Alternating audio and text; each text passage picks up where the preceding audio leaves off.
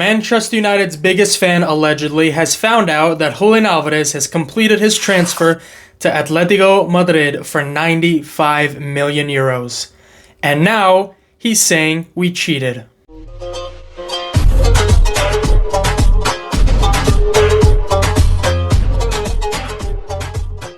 This video is sponsored by Febreze. Why? Because there's a load of horse shit around and we need to take care of it. Yes, we are watching a Mark Goldbridge video, a man who reportedly likes Manchester United but seems to hate my club even more.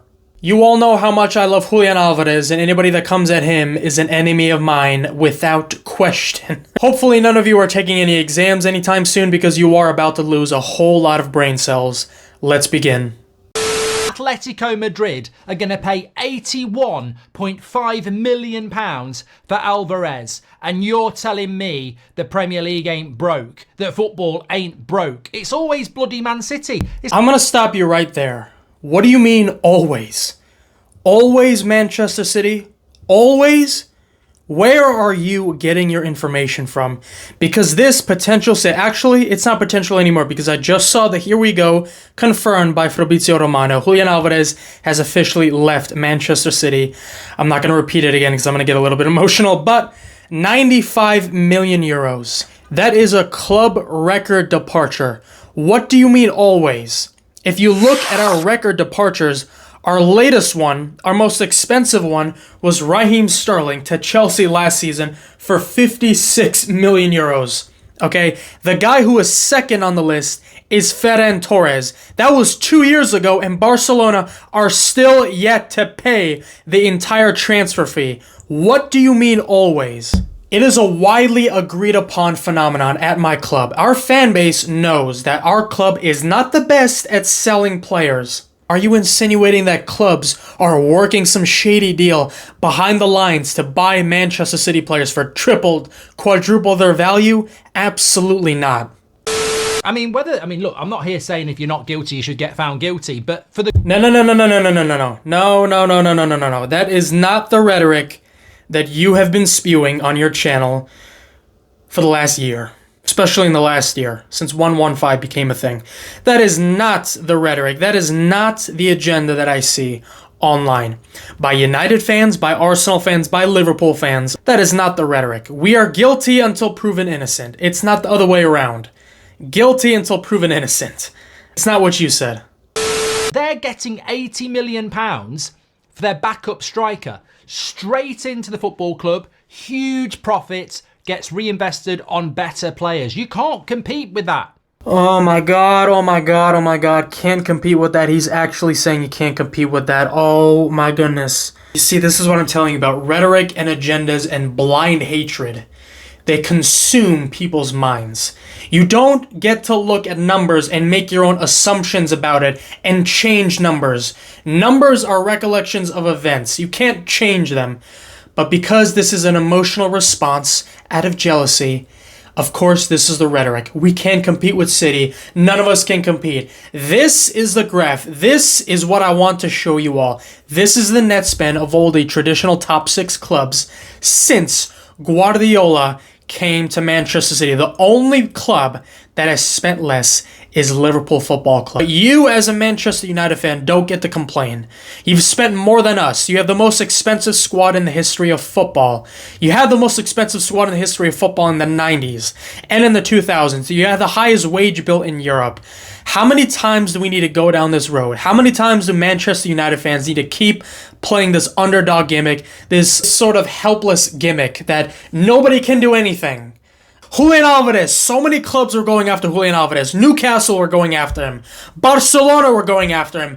Liverpool were going after him. So many different clubs were going after Julian Alvarez. Why didn't any of you pull the trigger?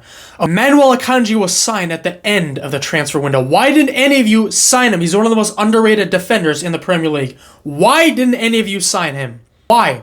Stefan Ortega was free, and people are complaining about City's goalkeeper depth, which is something I never thought I'd hear in a billion years with my club. Depth in our goalkeeper position. You could have signed him. He was free. He was a free agent. You could have signed him. None of you did. That's not our fault.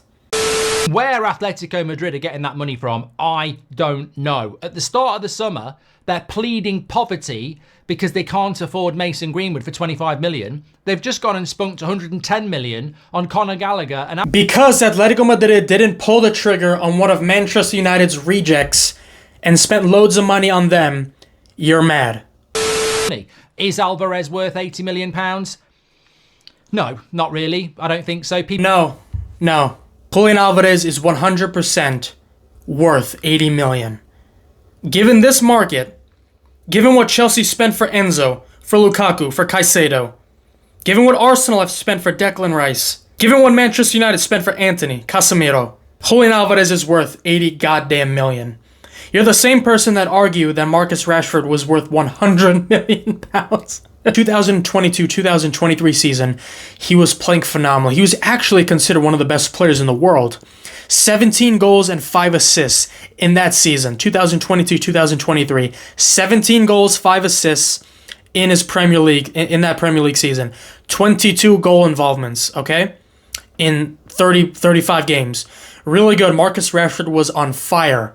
Okay, I love Marcus Rashford. I work in a children's hospital. I love what Marcus Rashford has done for the kids in Great Britain. I love what he's doing. He's a phenomenal human being. But this is strictly football. Okay, United fans, including you, were raving on him. A lot of United fans wanted him to win the Ballon d'Or. Julian Alvarez had 20 goal involvements this past season as a bench player for half the season.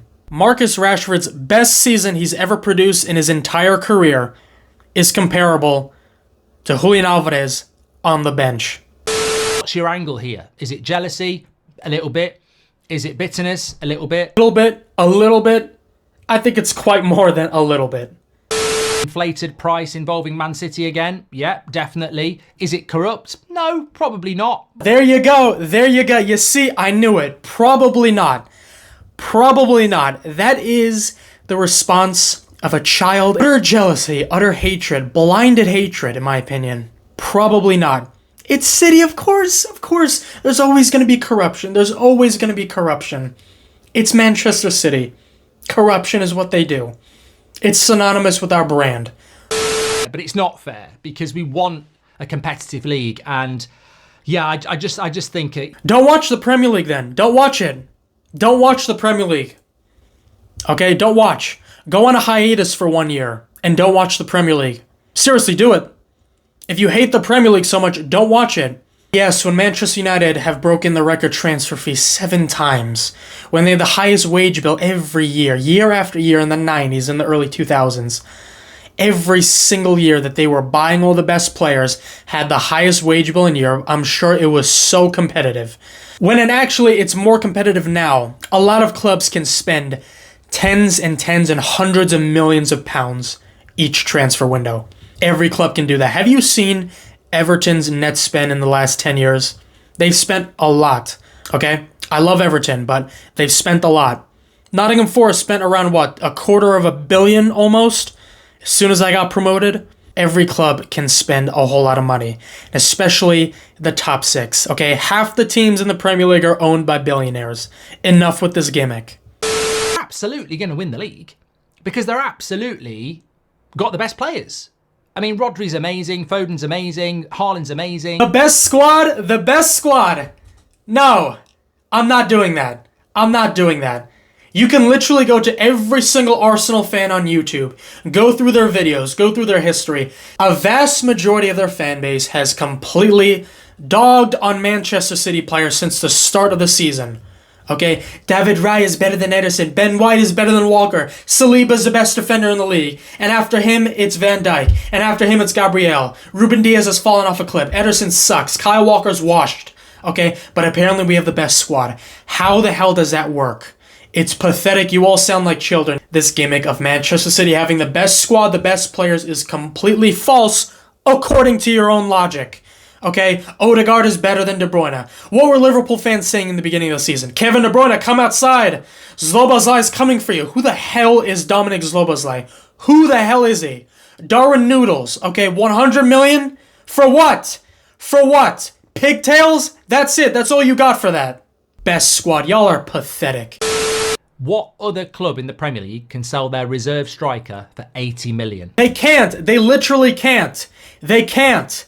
You know why? Because none of them are better than Julian Alvarez. None. It's not even just the reserve strikers. He can start for 18 or 17 of the Premier League clubs right now as their starting striker. 100%. Some of you get your knowledge from football from FC24 and SofaScore ratings. You don't watch the game. Julian Alvarez is one of the best strikers in the Premier League. He is. What team does he not start for? I can't believe we're getting so much crap for selling a player for what he's worth. The only striker in the Premier League, besides obviously Erling Haaland, that he does not 100% replace is Alexander Isak. I love Alexander Isak. He is everything you want from a striker. Fast, tenacious, technical ability, left foot, right foot. He's exquisite to watch. Exquisite to watch. All right? Between him and Julian Alvarez, I'm going with my guy, Julian La Araña Alvarez. I'm not going with Isak. I'm going with Alvarez. If you're a Newcastle fan, you're going to go with Isak 100%. That is your prerogative. That is great. I love that. I love that. That's awesome. I don't mind that. It's fair. Isak is exceptional. But Julian Alvarez starts for every other team. He's better than Solanke. He starts for Liverpool. He's better than Nunez. He starts for Arsenal. He's better than Jackson. He starts for Chelsea. He's better than Ivan Toney. He starts for Brentford. None of this English bias. He's better than Watkins. He starts for Aston Villa. That amazing game against Newcastle at the Etihad. That amazing touch by Foden. Passes to Julian Alvarez. Boom. Top right-hand corner. Nick Pope couldn't get there. Amazing 1-0 victory. 3 points. Thank you very much. Julian Alvarez, he's done that. Even the season before. His goal against Fulham at Craven Cottage. He scored some amazing goals. Some pivotal goals for us. 22 goal involvements his first season at the club as a backup option. A bench striker from the start till the end. Okay? This last season, 32 goal involvements. Okay? As a second option yet again. That is what you get. 80 plus million pounds or 95 million euros, whatever, is 100% justified. He's a World Cup winning football player. Okay, he's won the treble, the Champions League, 2 Premier League titles. If you're questioning the monetary value of Julian Alvarez, I don't know what to tell you.